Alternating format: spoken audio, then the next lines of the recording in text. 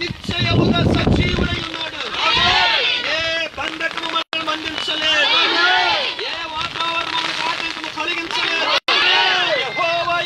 పక్షమునుండగా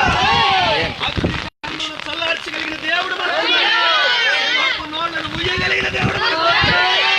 ఇలాంటి ప్రతికూల పరిస్థితుల్లో కూడా మనం మరింతగా ఆరాధన చేయలేదు. చేతులెత్తి యెహోవాకు స్తోత్రం.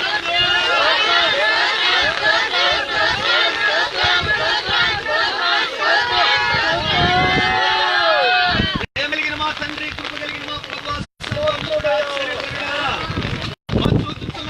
స్తోత్రము నాయన. ఈ దినమును బట్టి గడిని బట్టి మేము ఆనందిస్తున్నాము, మేము సంతోషిస్తున్నాము ప్రభువా. అనుకూల పరిస్థితుల కంటే ప్రతికూల పరిస్థితుల్లోనే మనసారా నిన్ను స్తుతించగలుగుతున్నాము. ఉదయకాలం నుండి వర్షం వస్తున్నప్పటికీ ఆరాధనకి మాత్రం ఆటంకము కలగదు నాయన, ప్రార్థనకే మాత్రం ఆటంకము కలగదు. నిశ్చయముగా మేము నిన్ను స్తుతిస్తున్నాము దేవా.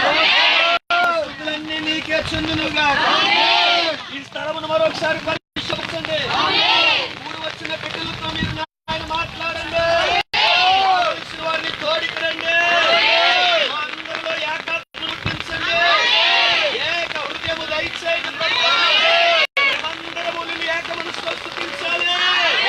నిశ్చయముగా నీ మధ్యకి రండి దేవా, మాతో మాట్లాడండి, దర్శించండి, నీ స్వరం వినిపించండి, నీ ముఖ కాంతి మేము చూచుదామా.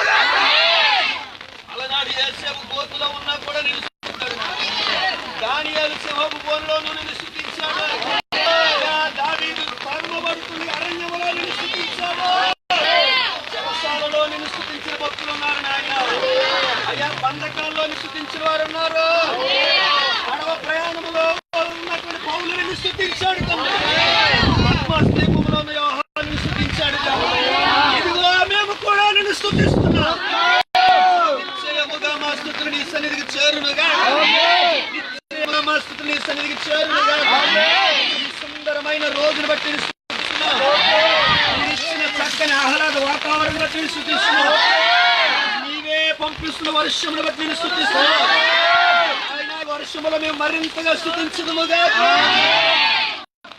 ఇచ్చేయండి మన ప్రార్థన ఆలకించి జరగబోతున్న కార్య దేవుడు మహిమకరంగా జరిగించులాగున ఒకసారి అందరూ కలిసి స్తోత్రం